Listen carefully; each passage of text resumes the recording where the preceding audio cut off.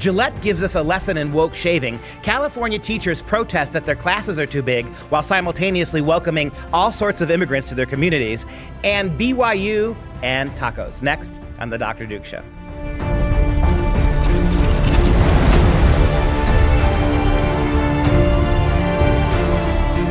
Hey everyone, I'm Dr. Duke, and this is The Dr. Duke Show. Every week we cover those stories that matter to you, those educational stories impacting K-12 classrooms and college campuses across the country. Greetings to our devoted listeners. If you're not devoted, well, get devoted. And if you haven't done so already, please subscribe to the podcast on iTunes and never miss an episode. It is absolutely free.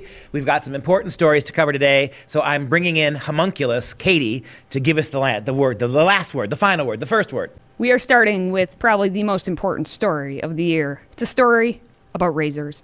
Procter & Gamble's Gillette released an ad that you would think would be aimed at selling more overpriced razors, but sadly, it's not. Bullying. The Me Too movement against sexual harassment. Masculinity. Is this the best a man can get? Is it? We can't hide from it. Sexual harassment is taking over. It's been going on far too long. We can't laugh it off. Who's the daddy? What I actually think she's trying to say. Making the same old excuses. Boys will be boys. Boys will be boys. Boys will be boys. But something finally changed. Allegations regarding sexual assault and sexual harassment. But she says And there will be no going back. Because we believe in the best in men. Men need to hold other men accountable. Smile, sweetie. Come on. To say the right thing. To act the right way. Bro, not cool, not cool. Some already are. In ways big Yo, men, we're and small. I am strong. But some is not enough. It's not how we treat each other, okay? Okay. Because the boys watching today will be the men of tomorrow. And ain't that just so edifying? That's what you want from the company that makes your razor blades, right? A lecture to the very men who buy them how they have to check their toxic masculinity at the door. Remember the old motto of Gillette? Gillette, the best a man can get. I think we need to change it to Gillette, the worst a woman could think, because they hired an outside feminist director to come in and portray what it's like to be a man shaving. So rather than let men dealing with men's issues, now you're importing feminists to tell us through the process of shaving why we're too masculine. See, what's happening is they're not properly defining their terms. Right. Okay? They start with the first half of this ad, and it's equating masculinity with being violent, rape, abuse, bullying, all sorts of things like that. But masculinity, for centuries, has been about being honorable and responsible and respectful and brave and protective. And basically chivalrous, right? We say that chivalry is dead. Who killed chivalry? Yeah. Who killed it? That's right. It's the feminists. It's the same feminist scolds, Katie, as you know, who told men that to provide for a woman is insulting, that told men, we do not need you in families, we do not need you to raise children. The same women, feminists, who told men that when you get us pregnant, you have no say over the life in our bellies. You have no say on that whatsoever. The same feminist academic scolds who said, your very presence by opening a door or or stopping by the side of the road to give us assistance, you are condescending to us. Who drove men away from that which is naturally masculine? You said it, masculinity. And why is it that femininity is an absolute thing that cannot be questioned? It is beauty, and it is nurturing, and it is loving, and it is strong. Masculinity, however, is exclusively a cultural construct.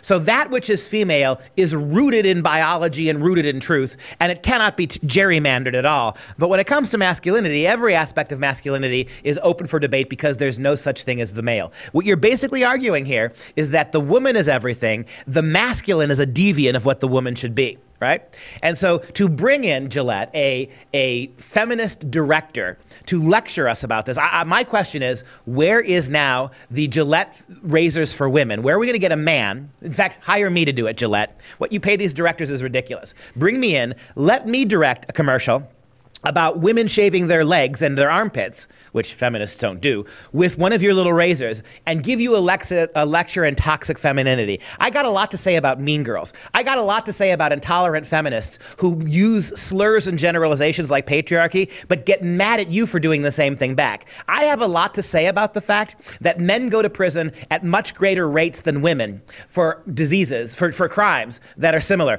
I got a lot to say about the fact that we spend a lot more on breast cancer research in this country than we do on prostate cancer research, even though equal numbers of people die. I was talking to my class about this today. I asked my students, raise your hand if you know the color for breast cancer awareness. And they all raised their hands and said pink. Good for them. I am really proud of those kids for knowing the cause, right? Breast cancer is something no man wants to happen to the women he loves. However, when I asked those similar students to name the color of the ribbon for prostate cancer, not one of them know. And as God is my witness, as I sit here right now, I don't know what it is. I have no idea what the ribbon for prostate cancer is. It's either blue or brown. It's blue or brown. One kid said he thought it was gold. No. Nobody knows. I don't think it's gold. No. The people who made this Gillette ad, these same people who can't even define what a man is, are now telling you how a man should act. So they can't even get their story straight. They don't know what they're doing. And my big question here, again, you kind of touched on it. I mean, why Gillette? Why are they doing this? It's all a marketing ploy. We know that. Do you remember, I don't know how many years ago, I think it was back in like 2015 or something, Starbucks did that campaign, the Race Together campaign. So the baristas were supposed to write on the cups, race together, and then you're supposed to have a conversation about it. But I argue, I mean, I don't go to Starbucks to get 2 pumps of, in my coffee on race relations. I'm not going to go buy a razor from Gillette to be told about toxic masculinity, or you're not going to do that either. Yeah, with all due respect, you're a barista. That's a very fancy schmancy progressive way of saying a coffee slinger, right? You'll pardon me if, as you're monkeying around with your steam espresso machine, that I don't take terribly seriously your views of race, right? Give me my coffee and shut up. That's why I'm at the point where I can't go to Starbucks anymore. I just can't. It's just too and this is what happened with Gillette, too. There seems to be cultural capital in virtue signaling. If you want to single out men, if you want to castigate white people, if you want to attack conservatives, if you want to make nasty comments about Christianity, you'll lose some customers, but you're going to gain all sorts of Twitter followers, right? You're going to be praised by people who would never use your product. And there's something about that kind of superficial validation that corporate America is really high on right now. Absolutely, they are. Okay, well, I mean, if you're not going to use Gillette, that's okay, because it's January, and women, you're supposed to be growing your body hair and not shaving it at all. So for a month, make sure you're not shaving your legs, your armpits, or any other parts of your body. Laura Jackson is a 22-year-old drama student at the University of Exeter in the UK, and she started this movement after growing her own body hair for a performance and noticed her own reaction to it. She said, after a few weeks of getting used to it, I started to like my natural hair. Though I felt liberated and more confident in myself, some people around me didn't understand why I didn't shave or didn't agree with it. So she has an Instagram page that she started, and it's called January, and they're using the Just Giving website to raise money for Body Gossip and the Performance Project. It's going to explore body positivity in the current media age through a creative writing and drama workshops in secondary schools, universities, and community settings. I love the fact that she's a drama major, number one, because that says it all. But look, ladies, in case you've missed this, men are not the least bit concerned what you do with your bodies. I know you think we're lurking in your closets ready to pounce on you. If you want to grow arm hair down to your ankles, if you want to have beards and mustaches, knock yourself out. If you don't ever want to shave your legs so you look like a Wookiee in a miniskirt, who cares? But don't then turn around and get mad when we don't ask you out on dates, when we're not interested in cohabitating with you, when we're not terribly interested in dating you. The fact is with this whole transgender revolution, how many stories have we done about transgender people now griping that men don't want to date them? We're real women. Men don't want to date us. You have the right to do whatever you want to your body. And the fact that you can grow hair as women is hardly an accomplishment that requires a PhD. So by all means, put your Gillette razors aside. Right? You boycott Gillette like we're going to boycott Gillette. Put your Gillette razors aside and let it all hang out. As the musical sang from the 60s, hair, long, beautiful hair, grow it. But you cannot then turn around and get annoyed that men won't ask you out. What you want, feminist, is to be hairy little Wookiees and demand that men date you anyway. You can have one, but not the other. You can have your cake, but you can't eat it. Grow up. In a related story, we have a headline that says, "Mothers in shock as daughters come home from college with mustaches, breasts removed." This is actually coming out of the College Fix, and it was a story written by Jennifer Kabani, who's the editor there. She explained a story that was brought to her about an organization called Fourth Wave Now. It's a left-of-center online community concerned about rapid onset gender dysphoria and related issues. So it's kind of interesting. The founder and the primary author of this Fourth Wave Now says, "I created this site because mine is a viewpoint that is seldom publicly heard, that of a left-leaning parent who is critical of the dominant paradigm regarding transgender politics and treatment. My primary concern is children, teens, and people in their early 20s, particularly girls, who are contemplating medical transition." And so she has a ton of anecdotal stories on this website, and other parents have written in talking about how their daughters go off to college all excited to learn, and they come back angry. Sometimes they have the mustaches. They've, even gotten their breasts removed. And they actually have a Wall Street Journal story called "When Your Daughter Defies Biology." And I think it's a good summation of how this whole thing happens. They led their story with this anecdote. "The young woman went off to college, which began, as it often does these days, with an invitation to state her name, sexual orientation, and pronouns. When her anxiety flared during her first semester, she and several of her friends decided their angst had a fashionable cause: gender dysphoria. Within a year, the young woman had begun a course of testosterone. Her real drug, the one that hooked her, was the promise of a new identity. A shaved head, boys' clothes, and a new name formed the baptismal waters of a female-to-male rebirth." Yeah, and there's a lot going on in this story. I have less sympathy for the stupidity of college kids. If you're a college kid who goes through this, knock yourself out. I agree with the critic here. I don't think a 17 or 18-year-old is old enough ultimately to make this decision for a lifetime.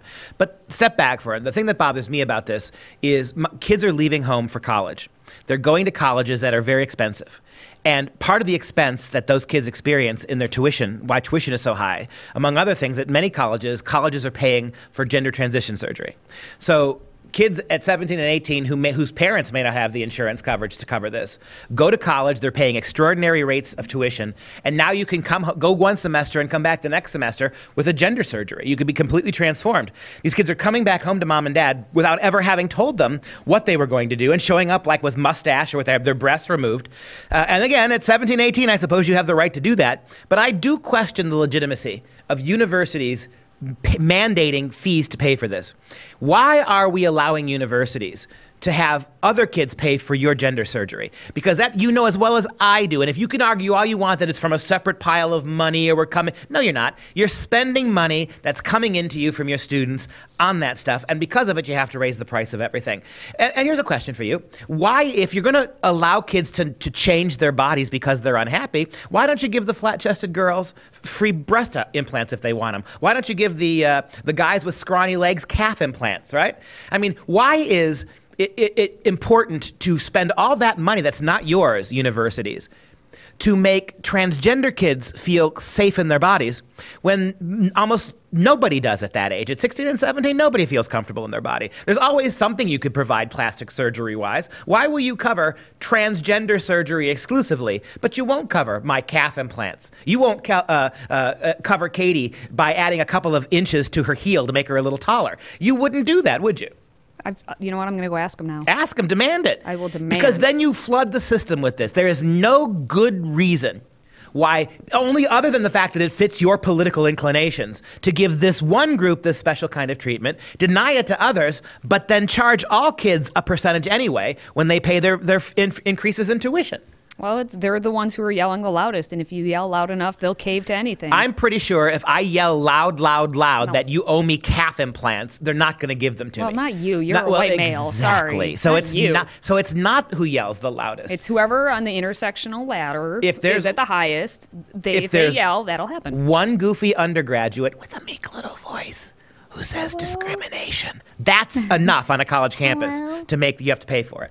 Exactly. All right. Well, let's hit the high school campus now, where in Detroit, we had a substitute teacher, a 63-year-old female substitute teacher at Cody High School, who was attacked by a teenager.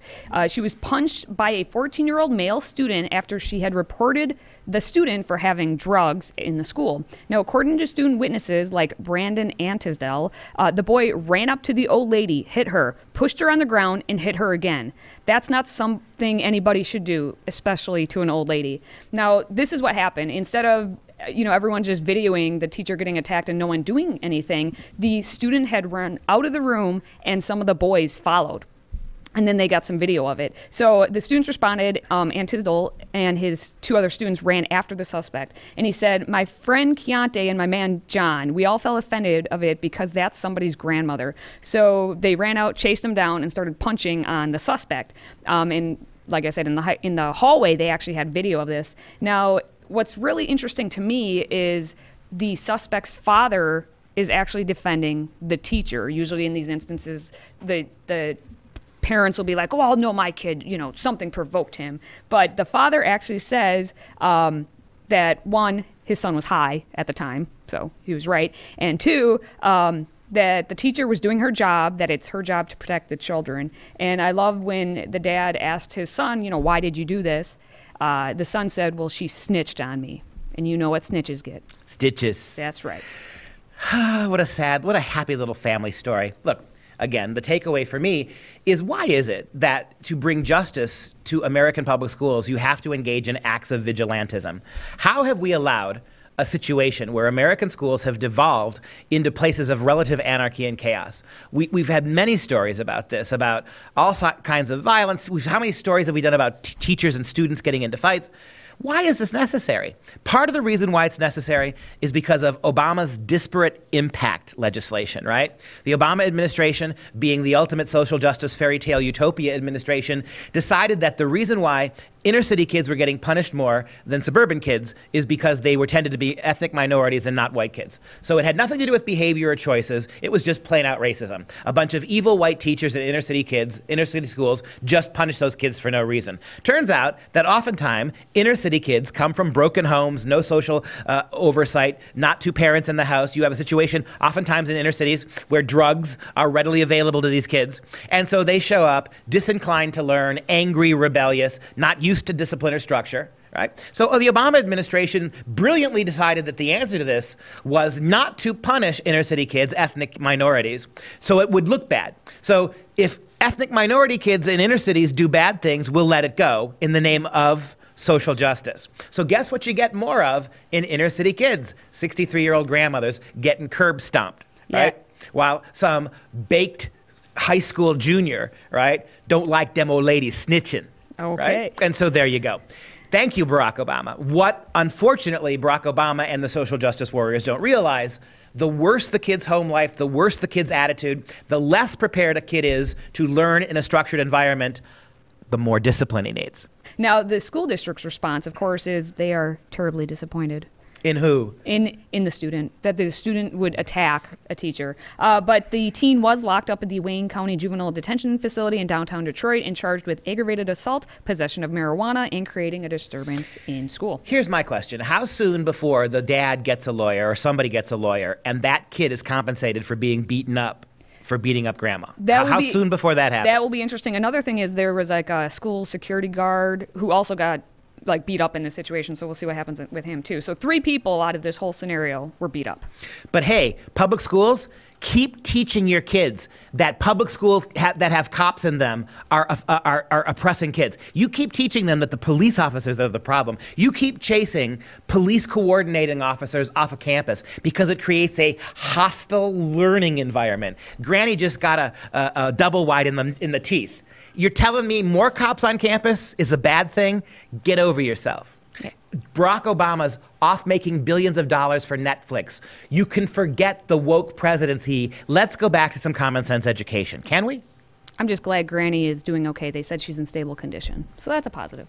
Okay, well, we're not going to be learning much, at least out in LA, because the teachers union went on strike. For the first time in 30 years, the Los Angeles Unified School District, which is the 2nd largest school district in the nation, had its teachers start striking on Monday, and they were marching toward the school district offices. They are demanding higher pay and smaller class sizes, and school officials said this would cause the district to go bankrupt because they already owe about $500 million in deficit there for this budget year alone, and they have billions that are obligated already towards pensions and health care coverage for the retired teachers.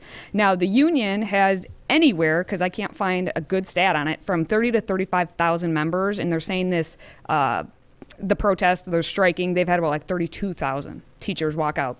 So they actually went to the bargaining table, and of course, just like we had the Democrats do with the border wall situation, the union left the negotiations on Friday, and so they rejected getting 1,200 new teachers and librarians and counselors. They rejected reducing class sizes by at least 2 kids per class. They rejected a 6% raise because they need 6.5%. And they rejected what would be a $24 million increase. So basically, the school caved in on everything they asked for. They gave them a little bit of everything they asked for, right? So the most important angle of the story that I want to talk about is what do they call themselves, these protesting union teachers? The Red for Ed. And what does Red for Ed mean? Explain the word red. This is a teachers union. Why do they work the word red into this? They're advocating and agitating for communism and communist ideological worldviews in the classroom. They are using their socialist platform as a way of holding your school kids hostage so they get more money and more resources. And these are the same quasi-socialist teachers who supported the anti-border people. These are people who want open borders. These are people in Los Angeles whose attitude is the more illegal immigrants and their children who come to our communities, the better. And they somehow want fewer kids in the classroom. So on the one hand, keep bringing us your tired, your unwashed, your South American refugees. You bring them to Los Angeles, but we don't want to teach them. You bring them to our schools, but you got to lower our teaching classrooms. How do you square that circle? But again, you'd have to have math to understand that, and I'm not sure these teachers do. Well, in the students right now, they're already getting reports from different parents and students interviewing, well, what's happening at school then while these teachers are out striking? They had to hire about 400 substitutes, and about 2,000 administrators had to basically jump into the classroom to see, basically they're going to babysit the kids, because a lot of the students are saying, well, we just keep getting shipped from different auditorium to auditorium because they don't have enough adults to watch the students. One 9th grader said that some kids were just huddled around a TV watching Michelle Obama, her recent little stint on the carpool karaoke. If you've ever seen it, they're kind of good. And then other kids are just browsing the internet and doing busy work and doing nothing. So in other words, it's business as usual. It's business as usual. So what distinguishes a classroom in California, Los Angeles now, from the one before? Kids not paying attention, kids not being paid attention to, teachers involved in all sorts of things that have nothing to do with education, a lot of social exchanging going on, a lot of screen time with cell phones and TVs. What is the difference here? In fact, why don't you just fire those 32,000 teachers, double the rate you're paying the substitutes, and get the same crappy result? I mean, that's just economics 101. You're being held hostage. This drives me nuts. And do you notice what the teachers are saying? More money, more resources, lower work. We have to teach less students. What we demand here are all the things that are going to make our lives easier, but they are not in any way, shape, or form going to teach your kids more math or science. Not at all. And I go back to the point. You can't have a situation where you're inviting tens of thousands of children of illegal immigrants to your schools and then supporting that as teachers, and then demanding that you don't have to be the ones to teach them. What you ought to be doing is take every class you're getting paid to teach now, and you should all be forced, because of your political stance, you should be forced to teach a second class exclusively of illegal immigrant kids. That would be a better way of showing your woke bona fides than just demanding we let them in and then trying to get somebody else to have to teach them instead of you. Yeah, the average salary for these teachers, by the way, is about $75,000. That's the average. But here's my main point, my big takeaway from this entire thing. These teachers are out on the streets holding up signs that say, on strike for our students. So here's my question. There are more than 62,000 students who have special needs and are highly impacted by this breakup of their normal day. How are you on strike for them?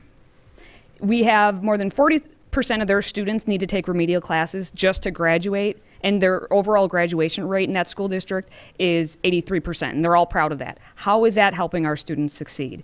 And then we have their Smarter Balanced Assessment results, which show that only 42% of their students are proficient in English language arts, only 31% are proficient in math. How is that helping our students? And the kicker for me is a GoFundMe that they put out that has raised more than $30,000 to feed tacos for teachers who are striking at this moment. But what about the 80%? They have more than 80% of their students are eligible for the free or reduced breakfast and lunch, and it breaks down to almost 300,000 students every day who depend on that breakfast and 257,000 who depend on that lunch. How is any of this showing that the teachers are on strike for the students? We've known for years and years and years that the primary purpose of teachers' unions is not to improve your kids' education, it is to improve the lives of teachers. And one of the things that improves the lives of teachers is to pay them a lot of money and not make them teach very much. You mentioned the GoFundMe, right? So some idiots, some progressive idiots have coughed up $30,000, right? Yeah, so it's a bunch of people have coughed it up, but the sponsors are the Democratic Socialists of America, the International Socialists of America, and everyone who's commenting who have donated say solidarity. Solidarity. So this is a complete socialist movement, from the people funding it to the people walking out. But here's the thing. I want to know, inquiring minds want to know. Apparently it's racist for white people to eat tacos. So here you have a situation where you have a huge number of white teachers who are on strike. And GoFundMe pages by socialists are feeding them tacos. It seems to me you are drawing all sorts of implications about race here. Are you suggesting that tacos are the cheap food? That somehow Mexican food is some kind of gutter street food that can be served up in these instances? Why are you allowing primarily white teachers to eat a very, very culturally specific kind of food? You would think young Democrat socialists would have diversified the menu. Why is there nothing from any other ethnic groups here? Why are you not feeding kids? Why are you assuming that all these kids are going to eat these teachers want tacos? And what about vegan and vegetarian teachers, right? Vegan and vegetarian teachers. I mean, this whole thing is so stupid. I go back to what I said before. Teachers' unions are an absolute blight on this country. Their sole focus, again, is to, and we've seen walkouts in places like Oklahoma, and they're rejecting raises. Right? In Oklahoma, they were offered a sizable raise, and it wasn't big enough here. They were offered a 6% raise. I can't tell you, in all my years of teaching at the university, 25 years as a university professor, I never in 25 years received a raise any year more than 1%. And there were 12 of the 25 years I received no raise. You're offering them in 1 year a 6% raise. They wanted it to be over a 2-year period just to catch them up, but that was offensive. Still, that was offensive to they the found union. it offensive. Yeah, they said they wanted 6.5% right away. That's right. And then they wanted more. And the reason they're able to get away with this is because they hold your kids hostage. If I said I'm not teaching my university classes until I get a 6% raise, they fired me. Right? But now you've got the union in here. And so the point is that even when the school district, school board, they come to these teachers and almost every single point, they're giving significant things to the teachers collectively. Not good enough. Well, and even the governor, the new governor, Newsom. Gavin Newsom. He even said some of the money he was going to raise the amount overall that California is getting, and some of that money in that raise would be going to LA. So still not good enough. Yeah. So in other words, what are we talking about here with teaching? Where did we lose the fundamental idea that if we weren't educating our children, we were failures? If we were not getting kids to pass grade level, getting kids to be literate, getting kids to be ready for college, and they're doing none of it in Los Angeles. Los Angeles is one of the worst school districts in a country full of really, really bad school districts. If you can't do that, why are you entitled to anything, including a taco? Exactly. Well, many of these students, the students in LA, would benefit, I think, from maybe attending some charter schools. And we're finding out that actually, being in a charter school can be highly beneficial to a lot of students. There's recent research that was done by Stanford. The Seattle Times reported on results from Washington State's charter schools where black students and English learners perform better than those in public schools. So they looked at a 3-year span of data, and overall they found that charter school students' scores on math and reading exams grew at basically the same pace as peers who were in traditional public schools. But the Stanford University's Center for Research on Education Outcomes found staggering data when it came to English learners. And they found that those students who were in charter schools actually gained an equivalent of 83 more days worth of instruction in reading and math. They found that evidence for black students who were enrolled in charter schools, there was similar growth in reading and math as white students in public schools, but the public school kids who were the black students who were in public schools had 71 fewer days of learning in reading and 59 fewer days of learning in math. Right, and the thing here is that already California is making, under Gavin Newsom's progressive new leadership, is making inroads to the possibility of trying to ban charter schools. Already the same teachers unions that have failed to educate your kids in Los Angeles schools, but that are eating lots of tacos donated by socialists, those teachers, they're pushing state governments now, teachers unions, to pull back support for charter schools. You have there are some school districts, including one of the things that the Los Angeles teachers are griping about is too many resources are going from them and to charter schools. All I can say this is coffee is for closers. Tacos is for teachers. Tacos are for teachers. They're not for non-teachers. That money that's being siphoned away from the Los Angeles school district is going to charter schools.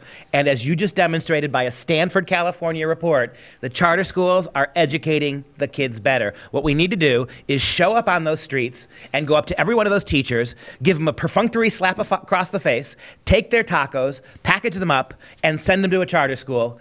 Have lunch, guys, because you're teaching Los Angeles kids how to read. These teachers aren't. Well, that sounds good. And what's interesting to me is the fact that Stanford did this research, and it's from, the northern neighbor. It's like Washington, which Washington and California are basically one and the same. So if it's going to work in Washington's charter schools, it can travel south there and work in California as well.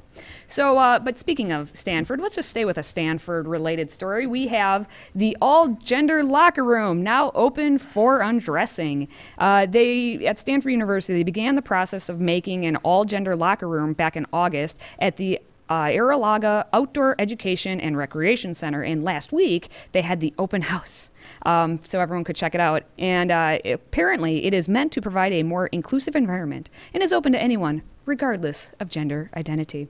The Assistant Athletic Director for Facilities and Operations, Rebecca Carpenter, told the student newspaper that the space is a response to a community which has been more vocal about about all gender spaces and is part of the university's goal of gender-inclusive restrooms in all campus buildings by 2020. Let's call it what it is. If you are providing a space for all genders and you deceptively call that inclusive, what you are arguing is that gender doesn't matter. You are suggesting that gender isn't anything at all. If all genders are the same gender and you are providing a space where anybody can go for any reason, you are not affirming gender, you are actually denying it. You are actually denying any difference between the genders. You are arguing basically that it doesn't matter how you identify, it doesn't matter what your biological gender is, it doesn't matter what's in your pants. All that matters is that once you enter this space, your gender doesn't matter. This is a big leap forward in the transgender movement, which we always knew was coming. This was never about getting a very, very tiny percentage of the population equality. This was about deconstructing gender altogether. The same thing with Gillette and masculinity, right? This is all about the only way men, according to Gillette, can be men is to really stop engaging in masculine behavior. That's what you have to do. Break it down that you have to, if we can move men to be more like women, and then encourage women to be more like men, right? January, right? So men shaving has to be given to us with a trigger warning that if you're shaving as a man, let that be a lesson to you that you need to scale back your rampant masculinity. If you are a feminist and a woman, grow your hair and don't shave it. Used to be a time when women didn't like beards on men because they were too masculine, right? Now we've reached the point where clean-shaven little soy boys are exactly what Gillette prefers, and really, really hairy women with calluses on their knuckles. That's what we want in our women. I just ate lunch not that long ago. Was it tacos? It should have been. All right. I like what Bobby Radecki said about this. he, she, we don't know, is a junior and a Wyland Health Associate. It's one of their groups on campus that's all about this. Bobby said that spaces like the gym and the pool, where students might be wearing revealing athletic clothing, can be especially distressing to folks who are trans and gender nonconforming, who might not be totally comfortable with their bodies. Athletic facilities can really be a place of high stress, and so having the gender-neutral locker room is definitely a positive step in helping to alleviate that. Wait. So this idiot actually said that transgender people are frightened about the bathrooms because of the differences in genders.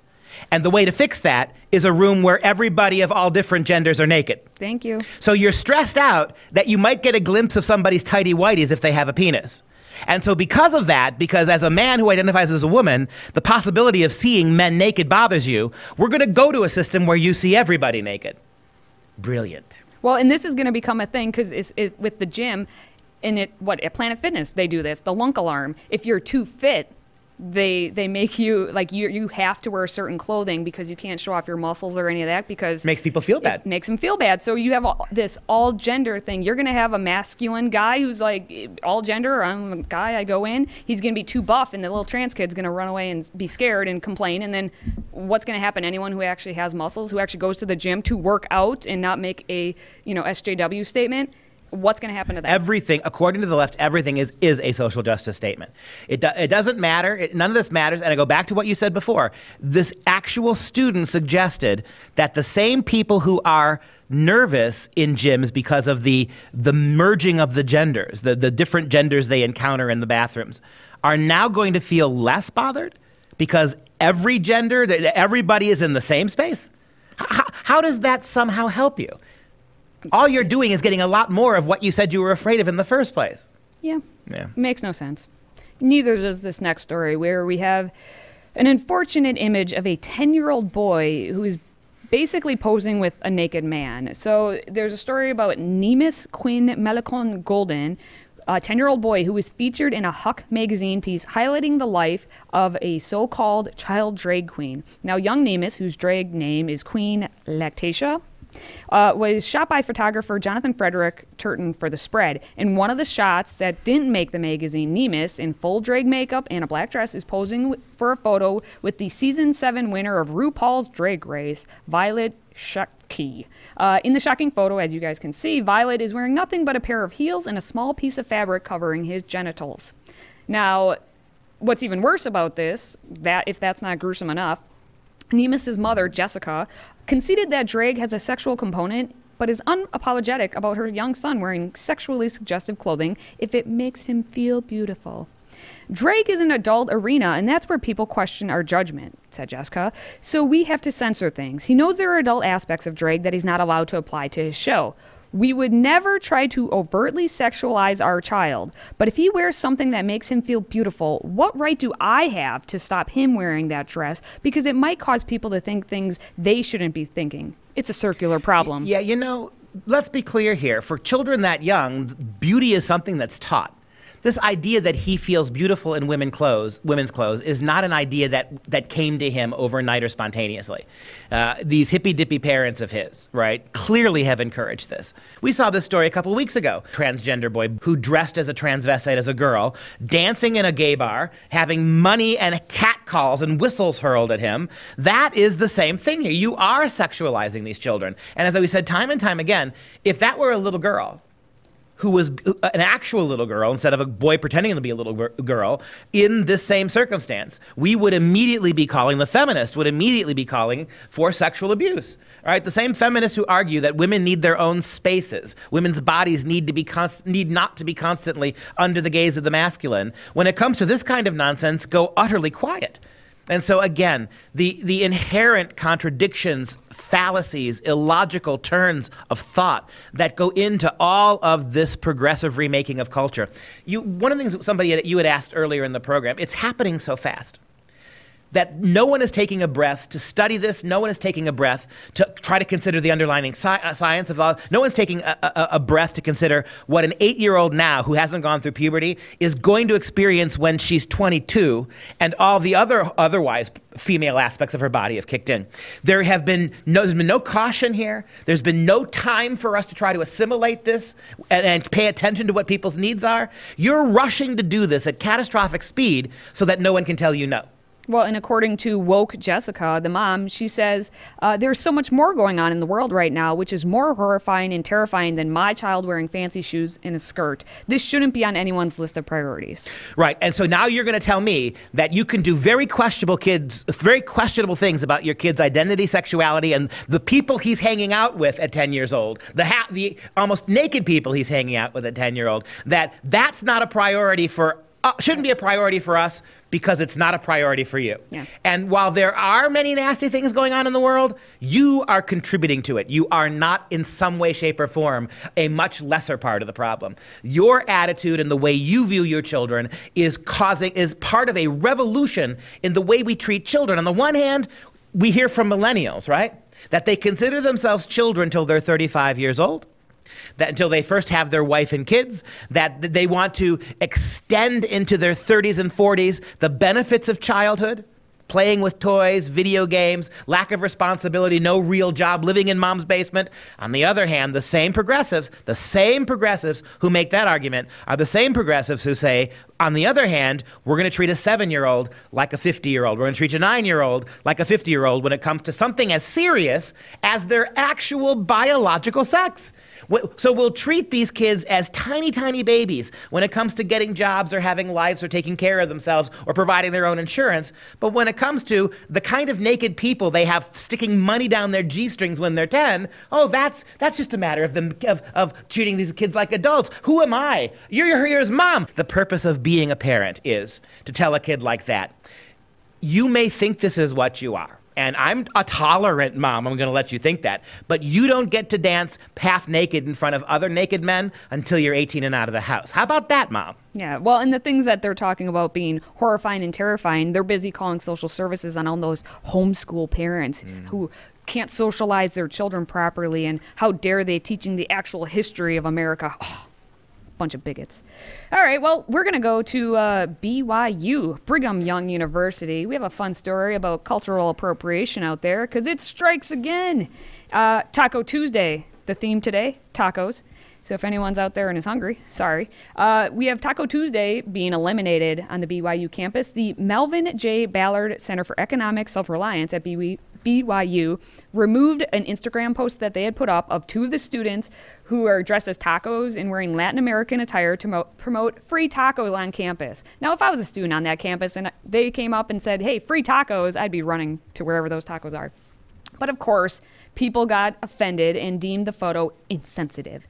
And so within hours, just maybe it was less than that, maybe it was minutes, the Ballard Center deleted the photo, issued an apology, and said earlier today the Ballard Center shared a social media post that was insensitive. We are very sorry and regret creating the post. Thank you to all who have taken the time to reach out. Your comments highlight the compassion you have for others. We appreciate your insights, feedback, and the learning opportunity. Yeah, and we've bashed, so metaphorically bashed those tacos already in a number of other stories for the day. I will simply say, when did sensitivity become the only serious thing we're allowed to take into account in college campuses? When did universities stop engaging in the real uncomfortable business of helping kids grow out of themselves, helping kids' minds expand beyond what they know and think? When did universities get into the business of coddle first, culture second? When did we get into the idea that if all you learn for $150,000 over 4 years at your college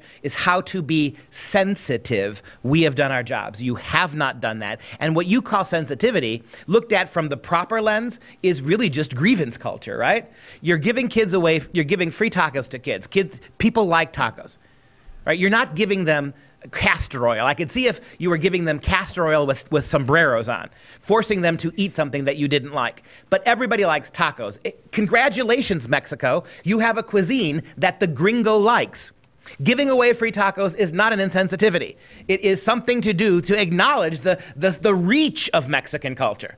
And because a couple of kids wore a sombrero, sensitivities have been violated. They're taking the social justice warrior hill to die on. This is their thing, cultural appropriation. And that's the true offense right there. That's what offensive is because they think that they need to speak up on behalf of these groups. We've seen it too many times with, Native Americans, like, how dare you have the Redskins? They talk to the actual Native Americans, they're like, I'm not offended. Only you, little social justice warrior, is offended by these things. And on a college camp, this is the hill you want to die on, to use your phrase, tacos. I'll bet at every university I've ever taught at, all of them, we've had white women teaching African American literature. What's the greater cultural appropriation?